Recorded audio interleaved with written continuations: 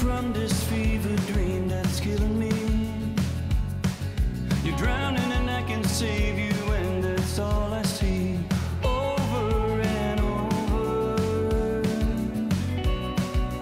over and over.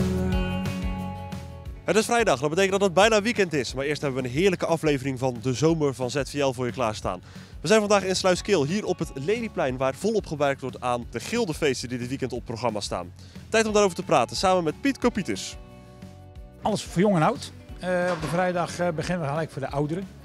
S'avonds voor de jonge gasten, DJ's. Zaterdag feestband, motortoertocht. En dan zondag hebben we de grootste bingo van Zeeuws-Vlaanderen, zullen we het zo maar even zeggen. Ja, dus genoeg bedrijvigheid hier in Sluiskil het komende weekend. Ja, zeker. Het is de 43e jaargang. Dus ja, dat moet je hoog houden. Ja, hoe zorg je nou dat het in 43 jaar nog altijd leuk blijft, ook voor de Sluiskillenaren? De organisatie. Aangezien een goed bestuur hebt, heel veel vrijwilligers. En dat moet je hebben, anders lukt het niet.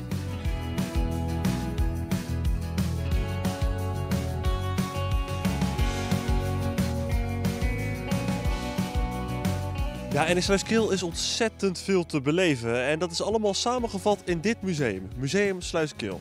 We gaan een kijkje nemen en spreken erover met Co van Schaik.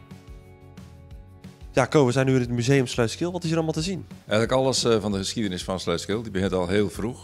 Ze hebben de 16e, 17e eeuw. Dat is er al een beetje het begin van Sluiskil.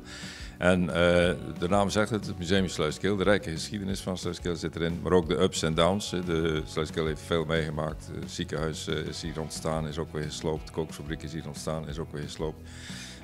Heel veel van Sluiskil is in het water gevallen, zoals we dat noemen, tijdens de kanaalverbreding. Er zijn 300 panden, woningen en het hart van Sluiskil is daarbij ook helemaal gesloopt geworden. Dus dit kan allemaal teruggekeken worden in dit museum.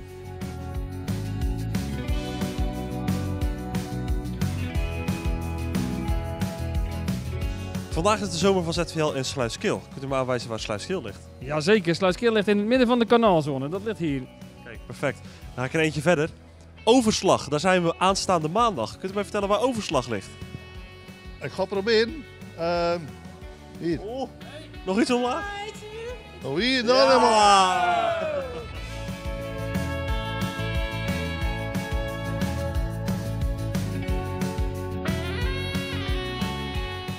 De vrijdag zit erop en daarmee is het week 7 van de zomer van ZVL afgesloten. Hoe was het hier in Sluiskil? Ja, ik vond het hier eigenlijk wel heel erg leuk. Heel veel bedrijvigheid met de opbouw van de gildenfeesten. Leuke gasten. Hartstikke gezellig. Zeker. En maandag zijn we terug, dan vanuit Overslag. Tussen 9 en 12 op de radio en om 6 uur op tv. Graag tot dan!